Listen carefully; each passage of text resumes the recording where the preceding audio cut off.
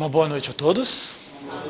Mordomia é você dar o seu tempo, a sua influência, o seu corpo, a sua alma para Deus de todas as formas possíveis. Bom, eu escolhi como título da mensagem essa noite, Onde está o teu coração? Jesus proferiu essa palavra de forma afirmativa, dizendo, onde está o teu tesouro, aí estará o teu coração. Nós vamos abrir a Bíblia em Mateus capítulo 6, verso 19 a 21. Mateus 6 faz parte do Sermão da Montanha. O Sermão da Montanha está relatado ali de Mateus 5 até Mateus 7, e é uma das partes mais famosas de toda a palavra de Deus. E a partir do verso 19 do capítulo 6, Jesus diz assim, não acumuleis para vós outros tesouros sobre a terra, onde a traça e a ferrugem corroem, onde ladrões escavam e roubam. Mas ajuntai para vós outros tesouros no céu, onde traça nem ferrugem corrói, e onde ladrões não escavam nem roubam. Porque onde está o teu tesouro, aí estará também o teu coração. Existem reflexões importantes para a gente a respeito desses versos. Bom, primeira coisa, o coração. O coração ele é um órgão do corpo humano, mas que tem todo um simbolismo agregado à figura do coração. Eu digo assim para a Adriana, Adriana, você mora no meu coração. O que eu estou querendo dizer? Que eu penso nela, que eu me importo com ela, que ela é parte da minha vida, correto? Porque é do meu coração, como símbolo então da minha vida, dos meus pensamentos, de quem eu sou. Então, a primeira questão que eu vou colocar com vocês é o coração simbolizando o pensamento. Então pensem só, o que a palavra de Deus está dizendo? O que você gasta o seu tempo pensando, é aí que está realmente aquilo que você dá valor, o teu tesouro. Então, a palavra de Deus ela fala muito sobre nossos pensamentos. E a palavra de Deus diz assim, pensai nas coisas do alto e não nas que são aqui da terra. Colossenses 3, verso 2. E Lucas 21, 34, no contexto dos sinais da volta de Jesus, Cristo diz assim, acautelai-vos por vós mesmos, para que não vos suceda que o vosso coração fique sobrecarregado com as consequências das preocupações deste mundo, e para que aquele dia não venha sobre vós repentinamente como um laço. A fidelidade à palavra de Deus, porém, não produz pessoas descuidadas com qualquer aspecto da vida, por sua ênfase nas coisas do alto ou sua condenação das coisas desta terra. Não é porque a palavra de Deus diz, pensem nas coisas do alto. Então agora eu não vou trabalhar, não vou estudar, não vou viver, porque eu preciso pensar nas coisas que é do alto. E aqui, trabalhar e estudar são coisas desta terra. Não é bem por aí. A Bíblia exorta a trabalhar, ser diligente, fazer o melhor em tudo que formos fazer em comunhão com Deus e com princípios dignos que possibilitem o sucesso na vida. Deus nos colocará como cabeça e não como cauda. Sucesso, felicidade, e isso inclui sucesso e felicidade nesta vida. Nós não precisamos, em nome de um céu, negar as realidades desta vida. Então, quando a Bíblia nos ordena a não enchermos o coração, ou seja, os nossos pensamentos, das coisas desta terra e das preocupações deste mundo, ela está dizendo para não focarmos nossa atenção nos aspectos passageiros da existência. O que vamos comer, o que vamos beber, o que vamos fazer, o que vamos ganhar, com que vamos nos vestir. Todas essas coisas são importantes, mas não são o foco principal da nossa vida. Os cuidados da casa, vocês que são donas de casa, sabem como dá trabalho cuidar de uma casa. Cuida das crianças, cuida da casa, muito trabalho, mas esse não é o foco principal da vida não. O trabalho é uma coisa importante, dignifica o homem, mas a vida não é só trabalho. Faculdade, eu estou aí correndo com a minha faculdade, a gente está num momento complicado do semestre, tem um monte de coisa para ler, um monte de coisa para fazer, um monte de trabalho, tem prova, mas a vida não é só faculdade. Relacionamentos, é importante a gente se relacionar, é importante namorar, é importante casar, é importante criar os seus filhos, mas também a vida não é só isso. Tudo isso é importante e deve ser vivido da melhor forma possível, em amor e para a glória de Deus. Mas jamais nenhuma dessas coisas devem tomar em nossos pensamentos o lugar das coisas do alto onde Cristo habita.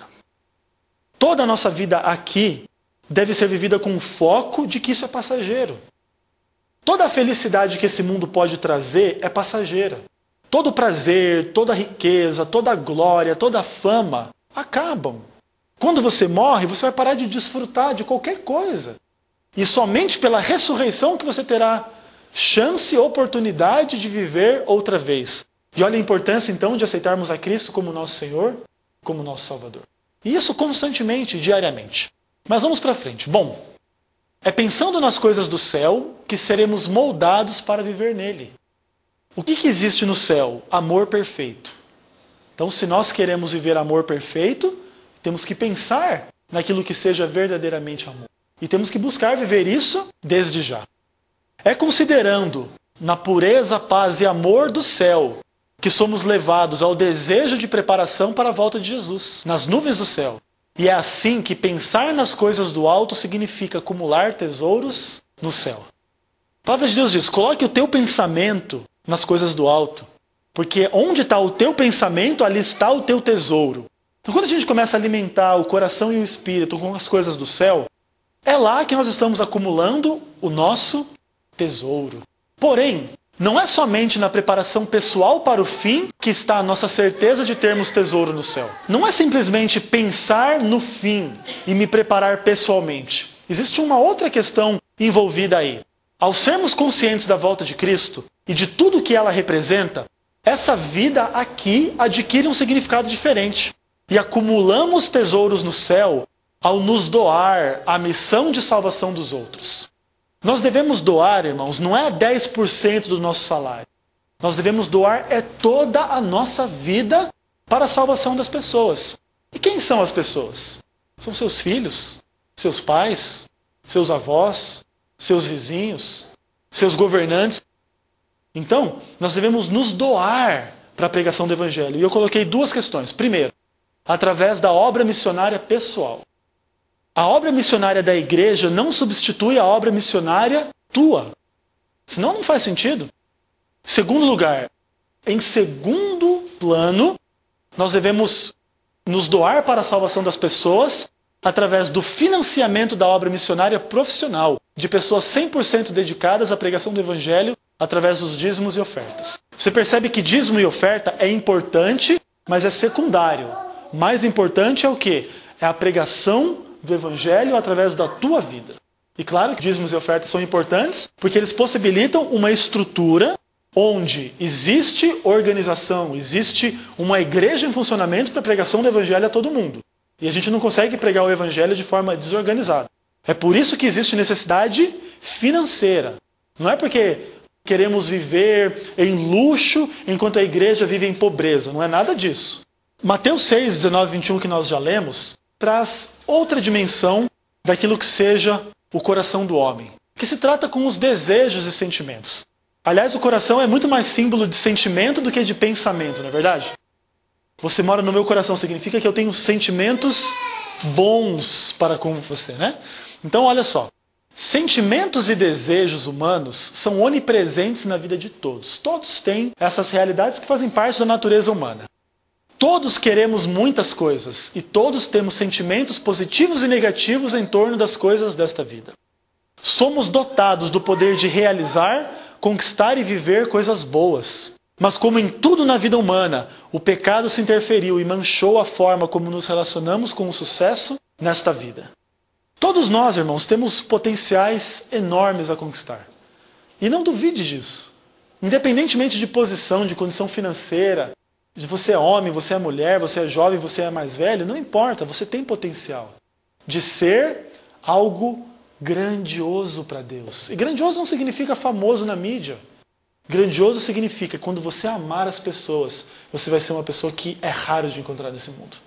E é isso que o Evangelho quer. É produzir pessoas que amem umas às outras. Mas vamos lá. O Deus que nos deu vida a nós, deu vida a todos, sendo generoso e bondoso mesmo com os maus. Nós vemos isso claramente no nosso mundo. Tais fatos fazem com que muitos seres humanos desenvolvam atitudes negativas em resposta à realidade da vida. E as mais comuns dessas atitudes são o egoísmo e a cobiça. Aqui na cobiça está incluída a inveja, a maledicência, a maldade contra os outros. Muitas vezes está incluído nesse egoísmo, nessa disposição tão negativa que muitos de nós temos na vida. Mas vamos pensar um pouquinho a respeito disso. Bom, o egoísmo é uma doença. E essa doença afetou a estrutura da razão e da vontade humana. E é parte da corrupção gerada pelo pecado e pela morte. O ser humano perdeu a noção do caráter do Criador e se alienou de si mesmo enquanto um ser criado à imagem de Deus, que é amor. Vocês imaginem, a Bíblia diz, aquele que não ama não conhece a Deus, pois Deus é amor. Nós somos a imagem e semelhança de Deus, mas o que a Bíblia diz? E por se multiplicar a iniquidade, o amor de quase todos se esfriaria. Nós temos perdido a noção do que é o amor, do que é Deus. E é por isso que nós temos tanta dificuldade de nos relacionarmos com Deus de forma saudável e uns para com os outros em amor. E essas são as razões de um egoísmo natural que o ser humano tem. O egoísmo é uma coisa natural na nossa vida. Que tristeza, né? Que fato terrível. Todos somos egoístas por natureza e temos dificuldades com conceitos e práticas genuinamente generosas, desprendidas, altruístas, onde não existam recompensas ou ganhos pessoais de qualquer espécie. Existem muitas pessoas fazendo o bem. Mas quais são as razões pelas quais elas fazem o bem? Algumas delas são por motivos financeiros. Porque, por exemplo, existem empresas que ganham isenção de impostos ao, de repente, se envolver numa obra de caridade. Auxiliar um asilo, uma creche, e aí o que acontece? Ela ganha aquele abatimento em formas de imposto. Então, eu não estou fazendo bem porque eu amo a Cristo, ou porque eu amo a Deus, ou porque eu amo as pessoas. É porque eu tenho um ganho financeiro. Questão política também. Tem interesse político por trás de coisas, entre aspas, boas que estão fazendo. Olha como a gente é egoísta, como a natureza humana é corrompida. Existe também uma questão psicológica, porque quando a gente faz o bem, nós também nos sentimos bem. Ou também existe um outro lado. A gente peca, então a gente se pega mentindo, a gente se pega sendo desonesto em algum sentido. E aí nós queremos fazer o bem para ver se compensa aquele mal que a gente fez. Você dá uma surra no seu filho e depois vai assoprar. Criança, ela pode ser educada com firmeza e deve, mas nunca com violência, ok? E você assoprar depois não vai apagar o erro que você cometeu. Da mesma forma, qualquer ação boa que a gente faça não apaga o nosso pecado. Por isso que a Bíblia diz, nós somos salvos pela graça somente. Não é por merecimento. Se a partir de hoje eu me tornar perfeito, guardo o sábado perfeitamente, devolvo os dízimos e ofertas de forma generosa, não tenho problemas em relação à mentira, desonestidade, não roubo, não mato, não adultero, não falo o nome de Deus em vão, não idolatro. Ainda que eu me torne perfeito, nada disso apaga o meu pecado que eu cometi ontem. Somente o sangue de Cristo pode apagar os nossos pecados. O egoísmo humano, ele é reforçado por vários estímulos. Estímulos psicológicos, olha só. A estrutura da vida humana, condicionada pelo pecado e pela morte, geram o egoísmo mesmo nas crianças mais jovens. A partir do momento que o pecado entra no mundo, entra com ele a morte. E a criança, ela nasce sem muita noção de toda essa estrutura de pecado, de céu, de salvação. A criança é ignorante, absolutamente. Ainda assim, porém, ela já é egoísta. Porque, por exemplo, quando ela mama nos seios da mãe, em algum momento, quando ela começa a criar dente, ela não está nem aí de morder aquele seio. Para ela, é um objeto. É um objeto que dá comida para ela. E ela não consegue pensar que ali é um outro ser humano, que às vezes dói se morder. Se não... Você entende que a criança, o que importa é ela, para ela? É a natureza humana. Quando já é criancinha, assim, já 2, 3 anos, que já entende um pouquinho, tudo é meu. E faz um monte de birra porque pegou o meu brinquedinho e eu quero o brinquedinho do outro. É cheio desse tipo de egoísmo, de corrupção mesmo. O ser humano é pecador, como diz Davi, desde o ventre. Terrível que é, né, o pecado. Mas ainda bem que tem uma solução. Essa solução é o Evangelho. Amém? Glória a Deus por isso, né? Mas vamos pensar mais. Bom, o egoísmo ele é reforçado também por questões sociais. A gente vive numa sociedade de consumo individualista. Então, todo mundo está querendo trabalhar para conseguir o melhor para ele, para si mesmo. É o melhor carro, é o melhor celular, é a melhor roupa. Isso vai reforçando o egoísmo natural humano e a gente vê uma grande corrupção em torno desse tipo de coisa. Porque aí o camarada mora no morro do Rio de Janeiro. Ele desce o morro, ele chega em Ipanema. Lá em Ipanema, todo mundo tem Nike, todo mundo tem carro, todo mundo tem tudo. E aí o que ele faz? Justifica o roubo para dizer que agora eu quero um tênis, eu quero isso, justifica o tráfico de droga, porque quer isso, porque quer aquilo. Corrupção humana. O que mais? São reforçadas por questões espirituais. Satanás pega pesado com a gente nesse ponto. Ele sabe que a gente é egoísta por natureza e ele reforça isso com muitas tentações, com muitas realidades. Para ele, tudo deve girar em torno do eu pecador. É o que você quer, faça o que você quer, você é livre. Agora pensa só, a humanidade vive sob a ditadura do egoísmo. Cada pessoa, cada nação busca somente os seus interesses. O egoísmo e a cobiça, sempre por mais, são as raízes de toda a rejeição moderna dos conceitos de pecado, da santificação do sábado, assim como da existência de Deus e de sua natureza ou amor. Para pensar. A nossa sociedade rejeita a existência do pecado como expresso pela palavra de Deus. O que é pecado? Primeiro, que ninguém sabe o que é e ninguém quer saber. Você está fumando? Você está pecando. Ah, que pecado, meu. Você tem cabeça de velho. Eu faço o que eu quiser da minha vida. Deus não se importa com isso, não. Tem um monte de gente com esse tipo de conversa. Ah, você mente? Nem Deus. Quem vive sem mentir? Todo mundo mente. Isso é normal. Como é que eu vou trabalhar sem mentir? E vão justificando o pecado. O pecado não existe. Quem condenará os juros numa sociedade controlada por instituições financeiras, os bancos, que vivem de juros? Quando você vai ouvir um comercial na televisão que fala sobre a imoralidade dos juros? Que nada, eles vão te dizer, compre um carro, juros de apenas 1,99 ao mês. Como se isso fosse a maior maravilha. Aí ele vai fazer uma promoção. Abaixamos os juros para 1,5 ao mês. É a sociedade que você vive. Quem condenará a mentira numa sociedade onde ela é usada em todos os lugares, desde o Congresso Nacional até dentro das igrejas ditas cristãs? Quem vai se levantar e dizer que mentir não pode, que é pecado? Num mundo onde não existe pecado, haverá naturalmente uma relativização e uma negação da lei. E é assim que é um completo absurdo para o mundo considerar a observância do sábado. Para o mundo é um absurdo parar as fábricas, parar as empresas, parar o comércio. Para quê? Parar a rotina do querer humano para adorar a Deus? Que Deus? É a resposta da sociedade. Ninguém se importa e ninguém quer se importar. É a rejeição de Deus e de sua palavra e de sua lei que deixam óbvios os reais resultados do pecado.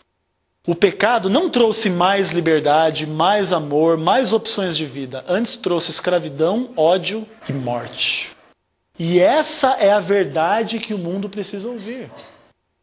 As pessoas precisam parar de pensar que o pecado trouxe coisas tão boas, porque agora eu posso me matar fumando um cigarro. Olha que coisa boa, né? Que liberdade, que bênção. O pecado trouxe tanta coisa boa que a tua vida dura 80, 100 anos no máximo. Depois você morre.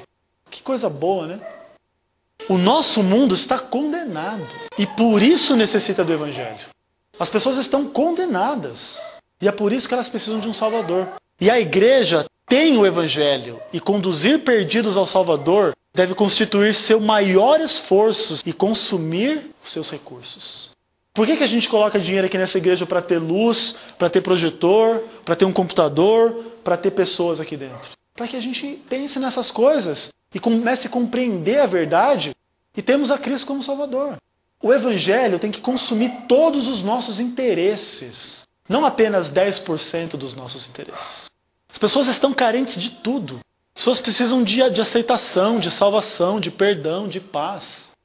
E não só dessas coisas mais sentimentais, espirituais, mas elas precisam de alimento, de roupa, de remédio, de ajuda, de verdade. E é a função da igreja levar todas essas coisas às pessoas. Tudo deve ser feito com ordem, decência, desprendimento e urgência. Nós recolhemos 10% dos membros da igreja em forma de dinheiro, assim como ofertas, não é para viver vida boa. Ninguém nesse mundo está vivendo vida boa, mesmo aqueles que são milionários. Porque nós queremos organizar esse trabalho que a gente acabou de mostrar aqui para vocês. É para organizar o trabalho, para levar o Evangelho, para levar o alimento, para ter uma adra, para ter um ministério que possa efetivamente ajudar as pessoas. Essa é a função da existência da igreja. Não é para dar vida boa para o pastor. Se vocês ainda pensam, se alguém ainda pensa que dízimo é para dar vida boa para pastor, está muito equivocado. Se um executivo de uma grande empresa trabalhar como um pastor deve trabalhar, ele tem que ficar milionário. empresa você liga 4 horas da manhã porque o teu pai, a tua mãe morreu, e o camarada sai da cama dele para fazer um funeral, para te atender no hospital? Que empresa que tem um funcionário assim? Que empresa tem um funcionário que deveria, e se não está errado, está pensando 100% do seu tempo em como ajudar as pessoas a encontrar a Cristo? Que empresa que tem um funcionário desse? Está 100% de dedicação exclusiva total. Quantos pastores aí ficam muitas vezes estressados com a quantidade enorme de trabalho que tem? Porque tem muito trabalho. E ainda assim, mesmo trabalhando muito, a gente ainda não consegue suprir todas as necessidades da igreja. Que funcionário que tem esse tipo de trabalho? Tem que parar para pensar nessas coisas, irmãos. Se nós queremos salvar, então, o mundo da condenação por causa dos seus pecados, eu listei alguns dos pecados. O egoísmo, a violência, a maldade, a vaidade, a mentira, a transgressão e a cobiça. Nós não podemos fazer parte disso aqui. Nós queremos salvar o mundo da condenação do egoísmo. Mas quando alguém faz um plano de oferta, a gente não quer aderir. Ou quando a gente é confrontado com a questão do dízimo, muitos não querem devolver o dízimo. Você quer salvar o mundo do egoísmo sendo egoísta? Não dá. Não tem como. A igreja é chamada a ser um povo que guarda os mandamentos de Deus e a fé em Jesus. Isso significa amar a Deus e amar aos homens. E guardar os mandamentos implica não só em vir para o sábado na igreja, implica também em fidelidade nos dízimos e nas ofertas, com um foco correto, não com um foco de mau grado. A Bíblia diz que Deus ama aquele que dá com alegria. Não é por obrigação, porque obrigação você não tem obrigação de ser cristão, obrigação de ir para o céu, obrigação de amar as pessoas. Ninguém tem esse tipo de obrigação. Isso é um oferecimento de Deus para nós, que nós aceitamos livremente, porque é a nossa vontade contribuir para o avanço da causa de Deus, não é verdade? É um privilégio, é um prazer, é uma bênção para nós, porque nós entendemos a necessidade do mundo pelo Evangelho. E o que a gente pode fazer? Muitos de nós não podemos ir lá para a Malásia pregar o Evangelho. Mas alguns de vocês aqui dentro me ajudaram, me compraram, por exemplo, um DVD, me deu R$10 que seja, R$20 que seja, e me ajudou a ir para lá. Então, uma ajuda financeira aqui, que nem é muito dinheiro, irmãos, ajuntando um pouquinho de cada um, ajuda a fazer uma obra para Deus, porque a gente não foi lá para passear. Vocês entendem que o foco é diferente? Por isso que todos juntos nos unimos para financiar a missão, com um pouco de cada um. Não é, você tem mais dinheiro, então eu quero 40% seu. Ah, você tem menos? Ah, 3% tá bom. Não, é igual para todos. Estabelecido pela palavra de Deus. Fidelidade com generosidade devem caracterizar nosso povo, para que o Evangelho vá fazer a sua obra, e para que Jesus Cristo volte para dar fim ao pecado para sempre. Esse é o objetivo da gente ter uma estrutura de igreja que necessita de recursos financeiros. Que a gente possa, diante disso tudo, parar para pensar com mais seriedade, com mais sensibilidade, com alegria por podermos fazer parte de uma obra que não é a obra do Ezequiel, não é a obra do pastor Fabiano, não é a obra do pastor Moreira, é a obra de Deus. Que Deus usa homens imperfeitos, absolutamente imperfeitos, como eu, como Fabiano, como o pastor Moreira, para levar avante. E se eu não for infiel, se o Fabiano não for, se o Moreira não for, se alguém não for, aí é com Deus que se vê e não é comigo. Não sou Deus para dizer o que é, o que não é, quem é dele e quem não é. A gente deixa ao Salvador decidir aqueles que são salvos. E nós podemos hoje ser salvos, e não é porque damos o dízimo, não é porque damos a oferta. É por quê? Porque nós aceitamos a Cristo como nosso Salvador. E se nós temos um Salvador, nós podemos nos considerar salvos. E é em gratidão a essa salvação que nós vamos dar os nossos dízimos e ofertas, que nós vamos nos empenhar pessoalmente na obra que Deus nos concedeu. Que Deus ajude a cada um de vocês, a esta igreja, a todas as igrejas, a realmente serem fiéis a esse chamado, para salvar o mundo de uma condição terrível de egoísmo, de cobiça, de pecado.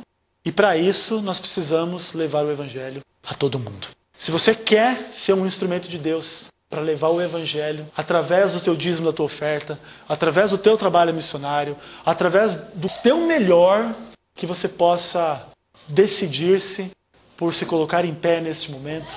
E nós vamos orar a Deus, agradecendo pelas decisões de cada um de nós, porque eu entendo que a maioria, se não todos aqui, tem esse desejo, e pedindo a Deus então que nos dê perdão, que nos dê poder para cumprir esta missão. Amém? Oremos. Senhor Deus maravilhoso e bendito Pai, em nome de Jesus, obrigado, porque Tu tem planos maravilhosos para a Tua igreja, Pai. Tu tem planos de usar a Tua igreja para a iluminação de um mundo em trevas, Pai. E nós queremos Te pedir perdão por todas as vezes que deixamos de iluminar esse mundo. Somos falhos, todos, e reconhecemos isso. E lemos na Tua palavra que esse é o primeiro passo para recebermos o Teu perdão e a Tua paz. Que o Senhor nos perdoe e nos conduza a Cristo a cada dia, através do Espírito Santo, para que possamos ter os nossos pecados perdoados e assim possamos ser fortalecidos para iluminar o mundo para a verdade da breve volta de Jesus. Amém. O Senhor destrua o poder do pecado, a obra de Satanás em nós, que o Senhor nos faça fiéis e felizes, que o Senhor nos mova a amar todas as pessoas sem distinção e amar a Deus acima de qualquer coisa neste mundo. Dá-nos Tua paz, Teu poder e amor. Em nome de Jesus. Amém. Amém.